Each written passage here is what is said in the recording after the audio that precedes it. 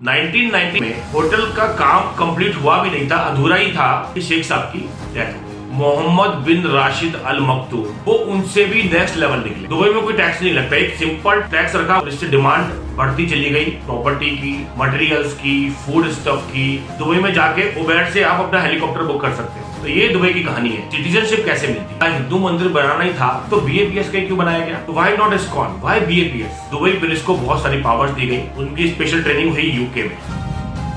1990 में होटल का काम कंप्लीट हुआ भी नहीं था, अधूरा ही था कि शेख साहब की डेथ हो गई। अब इतना बड़ा काम चल रहा था, वो रुक गया, बहुत सारी निराशा भी फैल गई, बहुत सारे प्रोजेक्ट और भी थे बड़े बड़े, वो सब स्टॉप हो गए। और डिसअपॉइंटमेंट ये हुआ कि इतने सारी प्लानिंग थी, इतना सारा डेवलपमेंट होना था, अब कैसे होगा? अच्छा, उनके जो सन आए और जो राजा बने उनकी जगह पे मोहम्मद बिन राशिद अल मक्तूम, वो उनसे भी नेक्स्ट लेवल निकले, वो उनसे भी बड़े जिद्दी, वो उनसे भी ज्यादा विजनरी। उन्होंने कहा कि 1999 में ही ये होटल कंप्लीट होगा और इनॉग्रेट होगा। ये मेरे फादर का ड्रीम था। दोस्तों, दुनिया भर की लेबर, मशीनरी, टेक्नोलॉजी लगाई गई। वो होटल जो शायद 2-3 साल के बाद कंप्लीट होता, 1999 में ही कंप्लीट किया गया और उसको इनॉग्रेट भी किया गया। और उसके बाद जितने भी प्रोजेक्ट उन्होंने बनाए थे उनके फादर ने, उनको एज इट इज टेकअप किया गया और बोला गया कि उनको कैसे 10 टाइम्स बिगर कर सकते हैं। उन सारे प्रोजेक्ट को 10 टाइम्स बिगर लेवल पे खड़ा किया गया वापस और चालू किया गया। मोहम्मद बिन राशिद अल मक्तूम ने एक और काम किया, उन्होंने टैक्स रिजीम पूरा चेंज कर दिया। वहां पे 0 टैक्स मेंटेन किया, ना कोई परचेज टैक्स, ना कोई सेल टैक्स, ना कोई टर्नओवर टैक्स, ना कोई इनकम टैक्स, कोई तरह का वहां पे टैक्स ही नहीं है। अब आसपास के सारे कंट्रीज में, पूरी दुनिया में 10 तरह के 15 तरह के टैक्स लगते हैं। इंडिया में भी बहुत सारे टैक्स लगते हैं। दुबई में कोई टैक्स नहीं लगता, एक सिंपल टैक्स रखा, वैट 5%, उसके अलावा कोई टैक्स ही नहीं है वहां। इनकम टैक्स तक नहीं है। सोचिए, पूरे वर्ल्ड के बड़े लोगों में ये होड़ लग गई कि कैसे दुबई में जाए, अपना बिजनेस सेटअप करे, अपना ऑफिस खरीदे, वहां पे एस्टेब्लिशमेंट करे, वहां पे अपना घर ले, वहां पे विला ले, वहां पे गाड़ियां ले और वहां पे सेटल हो जाए। दुबई को अपना बेस बनाए, अपना रेजिडेंशियल बेस, अपना कमर्शियल बेस। उससे पूरा इकोसिस्टम डेवलप होने लगा। दुबई में प्रॉपर्टी की डिमांड बढ़ने लगी। चारों तरफ से दुबई में बहुत बड़े बड़े लोग आने लगे, रहने लगे, अपना एस्टेब्लिशमेंट करने लगे।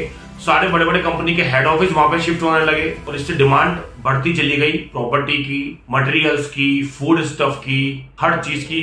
आज दुबई में करीब 5 लाख रेस्टोरेंट है। आज दुबई में करीब 50,000 होटल्स हैं, छोटे बड़े सब मिला के। आज दुबई में करीब 100 कंट्रीज के लोग हैं जो वहां पे रहते हैं। हर कंट्री के लोग आपको वहां पे मिल जाएंगे। आज आपको ट्रेड का सबसे बड़ा हब अगर कोई आप मानते हो तो वो दुबई है। दुबई में आपको हर कंट्री के लोग मिल जाएंगे जो ट्रेड में इन्वॉल्व है। अफ्रीका के लोग वहां मिल जाएंगे, यूरोपियन वहां मिल जाएंगे, अमेरिकन वहां मिल जाएंगे, कैनेडियन वहां मिल जाएंगे, जितना भी साउथ ईस्ट एशिया है उसके लोग वहां पे मिल जाएंगे, एशियन वहां पे मिल जाएंगे सारे। तो हर कॉन्टिनेंट, हर कंट्री के लोग आपको वहां मिल जाएंगे। उनके साथ आप मिलकर मीटिंग, बिजनेस कर सकते हो। आपको 100 कंट्री में जाने की जरूरत नहीं है, खाली दुबई में चले जाओ, वहां पे बैठ जाओ, वहां पे सारा काम आपका हो जाएगा। तो ये दुबई का कल्चर बन गया। उसके अलावा जो उनका ड्रीम था शेख साहब का, वो भी पूरा किया गया। दुबई को बहुत फ्री कंट्री रखा गया, कोई कल्चरल फाउंडेशन नहीं लगाई गई। हर कंट्री के लोग अपना खुद का स्टाइल, खुद का कपड़े पहनना, खाना पीना, वो सब सबको अलाउड था। कोई रिलीजियस रेस्ट्रिक्शन नहीं थी। आपको जो करना है आप कर सकते हो, बस एक पब्लिक लाइफ का ध्यान रखो, पब्लिक एटिकेट का ध्यान रखो। तो ये बहुत बड़ा एक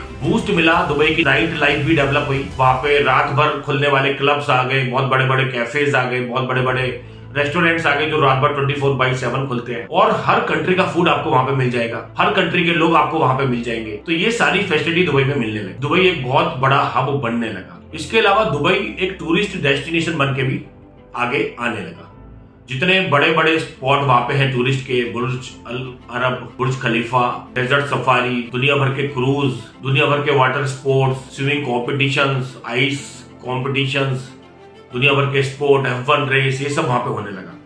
तो टूरिस्ट का एक बहुत बड़ा डेस्टिनेशन दुबई बनने लगा और आज बन चुका है। वहां की जो कार्स है वो फेमस है, पूरी दुनिया से कार्स वहां पे आती है और दुबई की कार्स पूरी दुनिया में भी जाती है रिफर्बिश्ड होके। दुबई में एक से एक कार आपको मिल जाएगी। जितनी रॉयल्स रॉयस, जितनी फरारी दुबई में है, शायद ही किसी कंट्री में होगी। और दुबई में इतना ज्यादा फ्रीडम है कि अगर आपको गाड़ी चलानी है, 80 दिरहम पर डे पे आपको वहां पे कार मिल जाती है। अगर आपको फरारी चलानी है तो आप क्या करोगे, कहां से लाओगे? दुबई में आपको फरारी किराए पे मिल जाएगी। 1000 दिरहम पर डे पे आपको फरारी मिलती है चलाने के लिए। वहां आपको अगर हेलीकॉप्टर में बैठना हो तो क्या करोगे? दुबई में आप यहाँ पे टैक्सी बुक करते हो उबेर से। दुबई में जाके उबेर से आप अपना हेलीकॉप्टर बुक कर सकते हो। तो ये दुबई की कहानी है जो यहाँ तक पहुंच चुकी है अभी। दुबई की लग्जरियस लाइफ स्टाइल आप इसी से आइडिया लगा लो। वहां की जो पुलिस है उनके पास लैम्बोर्गिनी, उनके पास मर्सिडीज, उनके पास फरारी गाड़ियां हैं जिसमें वो अपनी मूवमेंट करते हैं। तो ये दुबई का स्टाइल है काम करने का। अच्छा, इसके अलावा दुबई को डिसिप्लिन में भी रखना बहुत जरूरी था।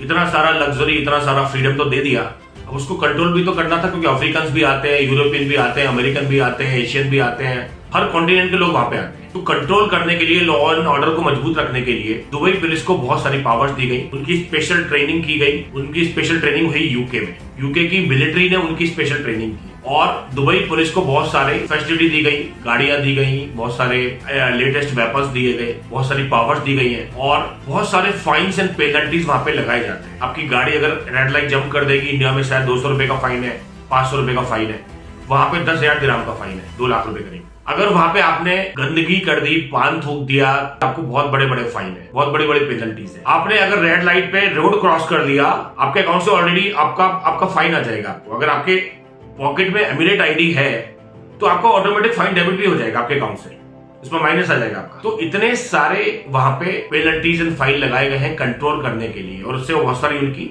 इनकम भी होती है, क्योंकि लोकल एमिरेटी तो ज्यादा वहां पे है नहीं, ज्यादातर लोग बाहर के आए हुए लोग हैं वहां पे। तो फाइन और पेनल्टीज वहां पे बहुत हैवी है, जो उनकी इनकम का एक सोर्स भी है और जो कंट्रोल करने का एक तरीका भी है। दुबई के लॉ एंड ऑर्डर का आइडिया आप इससे लगा सकते हो कि एक मूवी आई थी जीरो डार्क 30, जिसमें एक सीन था कि यूएस ऑफिशियल्स दुबई के पॉलिटिकल शेख्स के पास जाते हैं और उनसे टेररिस्ट की कुछ जानकारी लेने के लिए उनसे बात करते हैं। तो दुबई के शेख उनको बोलते हैं कि मैं आपको इन्फॉर्मेशन तो दे दूंगा, लेकिन दुबई के लैंड पे कोई भी खून खराबा नहीं होगा। यूएस ऑफिशियल्स एश्योर करते हैं कि हाँ ठीक है, कोई खून खराबा नहीं होगा दुबई में, डोंट वरी, लेकिन हमें आप इंफॉर्मेशन दो। इस कंडीशन में उनको इंफॉर्मेशन मिलती है दुबई से उन टेररिस्ट के बारे में, ठीक है। तो ये दुबई को कितना सेफ और क्लीन रखना चाहते हैं, ये इनकी इंटेंशन उस मूवी में पता चलती है। अब समझते हैं कि दुबई में सिटीजनशिप कैसे मिलती है।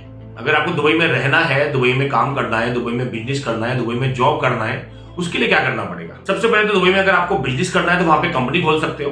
वो कंपनी आप फ्री लैंड में भी बना सकते हो, मेन लैंड में भी बना सकते हो। फ्री लैंड में कंपनी तब बनाते हो जब आपको बाहर कोई बिजनेस करना है, यानी दुबई में कोई माल नहीं बेचना है।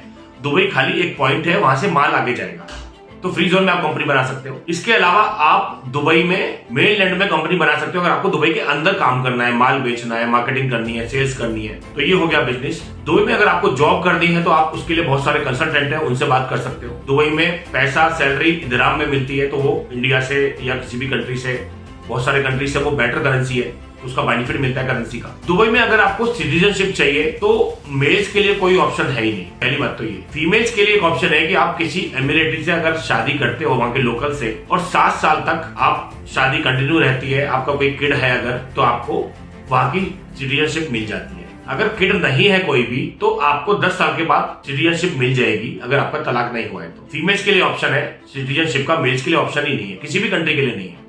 बट किसी भी कंट्री की फीमेल ये ऑप्शन लेके सिटीजनशिप ले सकती है, शादी करके वहां पे सेटल हो सकती है। बाकी लोग सिटीजनशिप तो नहीं ले सकते, लेकिन वहां का बिजनेस चालू करके आपका एमिरेट आईडी बन जाएगा, जो पूरे यूएई में वैलिड होगा, आप कहीं पे भी जा सकते हो उसके बेस पे। और वो आपका एक तरह से टेम्परेरी वीजा है आपके लिए, जो आपको बार बार वीजा नहीं लेना पड़ेगा। आपका एक मल्टीपल एंट्री वीजा आपको वहां का मिल गया, एक लोकल रेजिडेंस आपको वहां के दुबई के बन गए। एक और तरीका है दुबई की सिटीजनशिप लेने का, वो है स्पोर्ट्समैन के लिए, डॉक्टर्स के लिए, बड़े बिजनेसमैन के लिए, और जो आर्टिस्ट हैं बड़े बड़े उनके लिए। वो लोग अगर इंटरनेशनल लेवल पे काम कर रहे हैं, उनको इंटरनेशनल अवार्ड मिल चुके हैं, वैसी उनकी अगर लेवल है तो उनको सिटीजनशिप दी जा सकती है। तो ऐसे कुछ केसेस हुए जहाँ पे ऐसे लोगों को, जैसे आपने सुना होगा लुलु के हाइपर मार्केट के जो हेड है, जो इंडिया से है, उनको भी वहां की सिटीजनशिप मिल चुकी है। तो ऐसे बड़े बड़े बिजनेसमैन को वो सेलेक्टिव बेसिस पे सिटीजनशिप देते भी हैं। दुबई की सिटीजनशिप का फायदा क्या है? बहुत सारे फायदे हैं भाई, सब कुछ फ्री है वहां पे। अगर आप दुबई के सिटीजन हो, आपके लिए मेडिकल फ्री है, आपके लिए एजुकेशन फ्री है, आपके लिए जॉब की अनलिमिटेड सप्लाई है, आपको कभी भी बेरोजगार नहीं रहना पड़ेगा, आपको टॉप नॉच जॉब आपको मिलेगी। एयरपोर्ट है, हॉस्पिटल्स है, बड़े बड़े इंस्टीट्यूशन है, उनके जो हेड होते हैं वो सबकी जॉब आपको मिलेगी। जितने भी गवर्नमेंट संस्थान है दुबई गवर्नमेंट के, उसमें जितने भी हेड है वो सारे आपके लोकल होंगे, जो वहाँ के सिटीजन्स हैं। तो ये सारी फैसिलिटी सिटीजनशिप की दुबई के लोगों को मिलती है। ये सारी फैसिलिटी इनको दी जाती है लोकल्स को, एमिरेटीज को, क्योंकि वहां पे राजाशाही है, वहां पे डेमोक्रेसी नहीं है। तो लोग डेमोक्रेसी की आवाज ना उठाए, इसलिए भी वहां के जो रूलर्स हैं, वहां के जो राजा हैं, ये ट्राई करते हैं कि उनको इतनी सारी फैसिलिटी दे दो कि वो कभी डेमोक्रेसी की डिमांड ही ना करे। तो दोस्तों, एक एमिरेटी बाय बर्थ मिलियनियर्स होता है, करोड़ों रुपया उसके पास पैदा होते ही उसके पास आ जाता है। इस तरह का उसका सिस्टम वहां पे बना हुआ है। अब दुबई काम करने के लिए कैसी जगह है, वहां पे जॉब करने के लिए, वहां पे वर्क करने के लिए कैसी जगह है, वर्कर्स के लिए कैसी है, और जो ब्लू कॉलर जॉब है, व्हाइट कॉलर जॉब है, उनके लिए कैसा है। देखो, blue collar white collar job के लिए तो कोई भी कंट्री खराब नहीं होता है, क्योंकि आप मैनेजमेंट लेवल पे हो, आप मिडिल मैनेजमेंट में हो, सुपरवाइजरी लेवल पे हो, कोई प्रॉब्लम नहीं है, हमेशा से अच्छा है। वर्कर लेवल पे जरूर वहां पे प्रॉब्लम था, वहां पे कफाला सिस्टम एक चलता था पहले, उसके थ्रू सारी हायरिंग होती थी, तो सारा वीजा, टिकट, पासपोर्ट सब कंट्रोल आपके एम्प्लॉयर के हाथ में होता था वहां पे। तो जो कंपनी आपको बुला रही है वो आपका पासपोर्ट ले लेगी, वीजा उसके हाथ में होगा, और आप वहां से अगर छोड़ के जाओगे तो वो क्राइम था। बहुत सारे कंट्री ने इसको क्रिटिसाइज किया और दुबई का नाम खराब होना स्टार्ट हुआ। दुबई को ये मंजूर नहीं था, तो इन्होंने पूरा सिस्टम चेंज कर दिया। 2017 के बाद वहां पे नए जो लॉज आए हैं, लेबर प्रोटेक्शन लॉज, उनके हिसाब से वहां पे वर्कर्स के लिए भी कोई प्रॉब्लम नहीं है। अभी बहुत अच्छा और हेल्दी एनवायरनमेंट है। अब आप चाहे वर्कर लेवल पे हो, चाहे ब्लू कॉलर पे हो, चाहे व्हाइट कॉलर पे हो, आपके लिए दुबई एक बहुत अच्छा डेस्टिनेशन है, अच्छे पैसे कमाने का, अच्छा काम करने का, और बहुत अच्छे से अपनी लाइफ को भी वहां पे सेटल करने का। दुबई का हेड कौन है? देखिए, ये 7 जो एमिरेट्स हैं, ये 1971 में इकट्ठा होके एक हो गई, और इन्होंने नाम रख दिया यूएई, यूनाइटेड अरब एमिरेट्स। तो ये सारी एमिरेट पहले जो अलग अलग थी, अलग अलग कंट्री की तरह काम करती थी, अलग अलग सबके राजा थे, सब इकट्ठा होके एक हो गई। उसके बाद ये डिसाइड हुआ कि दुबई का जो राजा होगा वो यूएई का प्राइम मिनिस्टर होगा ऑलवेज, और आबू धाबी का जो राजा होगा वो पूरे यूएई का प्रेसिडेंट होगा। ये रूल बनाया गया, जो ये रूल अभी तक चल रहा है। तो अभी दुबई के जो राजा है मखतूम, वो अभी पीएम भी है पूरे यूएई के। अब दुबई में फ्यूचर में क्या होने वाला है? अभी दुबई में कुछ चीजें हैं, जैसे टेम्परेचर इशू बहुत है, टेम्परेचर कई बार वहां ज्यादा पहुंच जाता है, तो टेम्परेचर कंट्रोल सिटी एक बनाया जा रहा है बहुत बड़ा। दुबई में ट्रांसपोर्ट का बहुत प्रॉब्लम होता है कई बार, तो ट्रांसपोर्ट के लिए पैसेंजर ड्रोन बनाए जा रहे हैं, ड्राइवरलेस कार्स बनाई जा रही हैं, और ड्राइवरलेस बस आ रही है, वहां पे हेलीकॉप्टर्स आ रहे हैं, ये सारी चीजें वहां पे डेवलप की जा रही है। वहां पे लैंड की कमी है, तो मैन मेड आइलैंड वहां पे और आसपास के सी एरिया में बनाए जा रहे हैं दुबई की टेरिटरी में। तो ये सारे डेवलपमेंट वहां पे फ्यूचर में होने वाले हैं। वहां पे लेबर की भी बहुत कमी है, तो लेबर ज्यादा बाहर से ना लानी पड़े, इसके लिए 3D प्रिंटिंग से वहां पे बिल्डिंग बनाई जा रही है। तो दुबई में ये सब डेवलपमेंट आने वाले फ्यूचर में होने वाले हैं।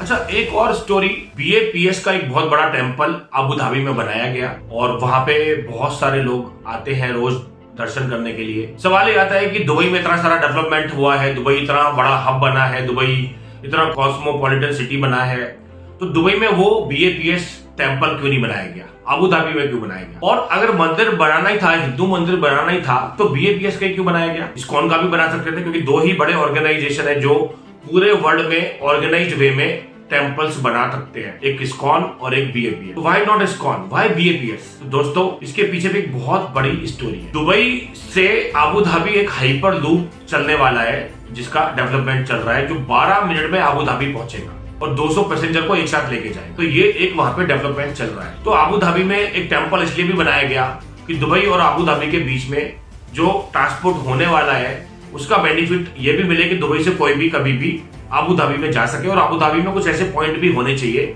जो लोग वहां पे जाएंगे। अगर हाइपर लूप बना भी दिया और अबू धाबी में कुछ देखने के लिए कोई पॉइंट ही नहीं है अगर वहां पे, तो लोग अबू धाबी जाके हाइपर लूप का इस्तेमाल करेंगे क्यों? तो वो एक रीजन था। दूसरा, BAPS का ही क्यों बनाया गया, इस्कॉन का क्यों नहीं बनाया गया? दोस्तों, दुबई, अबू धाबी और जितने भी गल्फ कंट्रीज है स्पेशली, यहाँ पे सबसे ज्यादा जो मूवमेंट होता है वो गुजरातीज का होता है।